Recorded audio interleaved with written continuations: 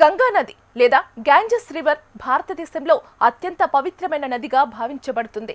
హిమాలయాల్లోని Gangotri glacier వద్ద ఉద్భవించి సుమారు 2500 కిలోమీటర్లకు పైగా ప్రవహిస్తూ ఉత్తరాఖండ్, ఉత్తరప్రదేశ్, బీహార్, పశ్చిమ బెంగాల్ రాష్ట్రాల గుండా సాగుతుంది. చివరికి ఈ నది బే ఆఫ్ బెంగాల్లో కలుస్తుంది. గంగా నది భారతీయ సంస్కృతి, ఆధ్యాత్మికతలో ప్రత్యేక స్థానం కలిగి ఉంది.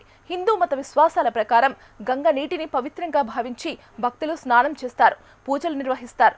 గంగా తీరం వద్ద అనేక ప్రాచీన నగరాలు, యాత్రా క్షేత్రాలు ఉన్నాయి. ప్రత్యేకంగా వారణాసి నగరం గంగా నది తీరంలో ఉన్న అత్యంత పవిత్రమైన క్షేత్రాలలో ఒకటి. ప్రతిరోజు సాయంత్రం జరిగే గంగా ఆరతి వేడుకలు వేలాది మంది భక్తులను, పర్యాటకులను ఆకర్షిస్తాయి. హిందూ పురాణాల ప్రకారం భగీరథ అనే రాజు కఠిన తపస్సు చేసి గంగాదేవిని భూమికి తీసుకువచ్చాడని కథ ఉంది. అందుకే గంగను మోక్షదాయిని అని కూడా పిలుస్తారు. ఈ నది భారతదేశంలోని కోట్లాది ప్రజలకు నీటి వనరుగా మాత్రమే కాకుండా ఆధ్యాత్మిక నమ్మకాలకు, సంప్రదాయాలకు ప్రతీకగా నిలిచింది.